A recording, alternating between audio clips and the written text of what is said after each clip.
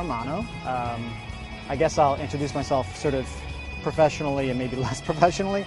Professionally, VP of Experience Design with Critical Mass, which is a digital marketing agency, digital marketing and design agency. We have an office right there, right behind the Perpetual building. And then I guess less professionally, I write a blog called Logic and Emotion. I'm on Twitter talking about lots of random things, as you know. I have one Venn diagram, and one half says plan, and the other half says improvise. And you know, I believe in trying to produce and create or facilitate things that lead to great experiences, and I feel that that's sort of becoming the key. You know, you can't just not have any planning whatsoever, but you also can't forget that you have to improvise. I'm improvising today. I had no idea what I'm talking about, so this will be a good, I mean, I planned for coming here, and the rest is improvisation. So I guess, in a nutshell, that might be my philosophy. If you look at anyone, I mean, we were all babies at one point, we were all toddlers at one point, and therefore we all drew with crayons, and we all had imaginations, and most of us looked up at the sky and imagined shapes out of clouds, and that's a big part of creativity. As we are groomed into the workforce and conditioned in life, some of us forget how to do that.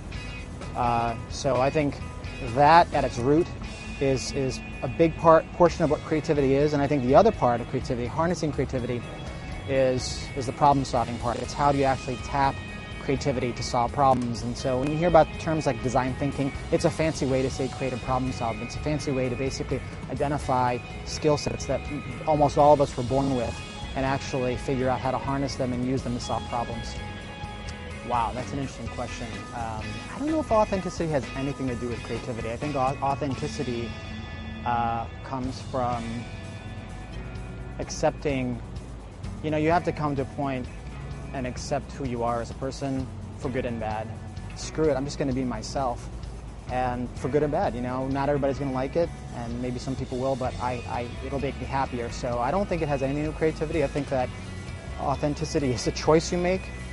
You either, you know, at some point you come to a crossroads and you say, you know, I'm either going to be myself or I'm going to try to be like somebody else.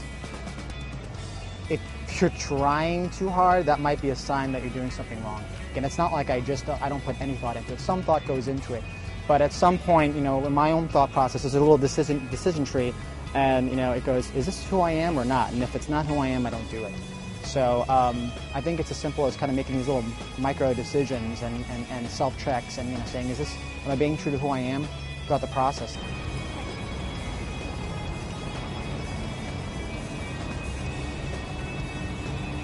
Should I dance in between? Should I dance in between? Should I dance in between? Should I dance in between? Should I dance in between?